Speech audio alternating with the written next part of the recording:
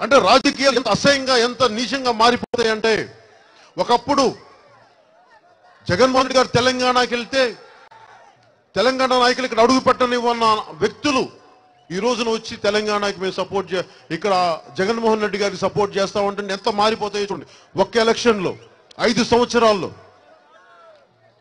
అలాగే వైఎస్ రాజశేఖర రెడ్డి గారు మాట్లాడుతూ ఆయన ఈటెల రాజేందర్ గురించి పట్టుమని 10 మంది లేరు మీరంటే మాట్లాడతారు కూర్చోబెట్టి తెలంగాణ ఏమి సాధిస్తాం అంటే, ఎందుకు చెప్తున్నానంటే మళ్ళీ ఆయన కొడుక్కి తెలంగాణ నాయకులు ఈ రోజున ఓపెన్ గా సపోర్ట్ చేసే పరిస్థితికి వస్తున్నప్పుడు ఇది నా భయం ఏంటంటే, మీ కక్ష సాధింపు, మీకు చంద్రబాబు గారి మీద కక్ష కోసం మళ్ళీ ఇట్లా వచ్చి చేసుకుంటూ వెళ్ళిపోతే నా భయం ఏమొచ్చిందంటే, విసిగిపోయాను నేను.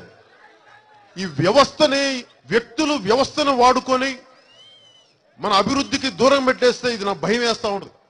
నేను ఎందుకు తెలుగుదేశం పార్టీకి తీసుకోలేక, నాకు తెలివితేటలు లేక, లేదంటే సత్తా లేక, దమ్ము లేక, ధైర్యం లేక, తెగింపు లేక, ఇవేమీ తక్కువ లేక కాదు.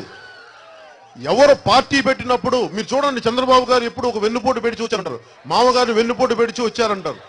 అది ఎప్పుడు, అది ఎందుకంటే నిలబడిపోతే ఎప్పుడు భావి తరాల వరకు. ఈ రోజున జగన్మోహన్ రెడ్డి గారు ఏదైనా మాట్లాడితే 1,00,000 కోట్లు మాట్లాడతామని తెలుగుదేశం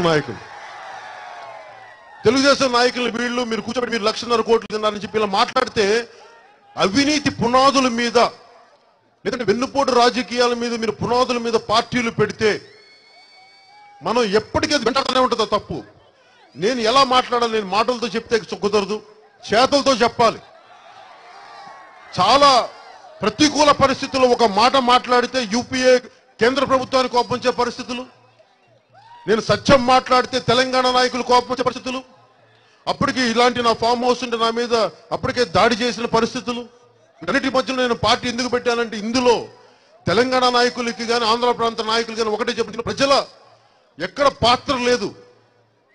తిట్లు పడుతుందేమో ప్రజలు, దెబ్బలు తింటుందేమో ప్రజలు, మీరు తీసుకున్న నిర్ణయాలకు. దీంట్లో తెలంగాణ నాయకులు కూడా ఆ రోజున చెప్పాను, వామపక్షాల నాయకులకి, ప్రజా సంఘాల వాళ్ళకు కూడా చెప్పాను, ఇందులో ప్రజల పాత్ర ఎక్కడుంది. మీరు చేస్తే ఆంధ్ర ప్రాంత నాయకులను అనండి, చేసిన వాళ్ళని, ప్రజలను అనకండి. ఆంధ్రులు అనేది అందరినీ కలిపి కట్టుగా ఒక మాటలు మాట్లాడకండి అని చెప్పి ఆ విసుగుతో ఎందుకు నేను మీ పక్షం తీసుకున్నాను, మన పక్షం తీసుకున్నాను, మన ప్రజల పక్షం తీసుకున్నాను, ఏ ఒక్క నాయకుల పక్షం తీసుకోవాలి. అందుకు అండగా నేను విసిగిపోయి, దమ్ముగా మాట్లాడేవాడు ఒకడు కావాలి రాజకీయాల్లో, నీతిగా సత్యంతో మాట్లాడేవాడు ఒకడు కావాలి రాజకీయాల్లో, ప్రజల ఆకాంక్షని మాట్లాడగలిగేవాడు ఒకడు కావాలి రాజకీయాల్లో.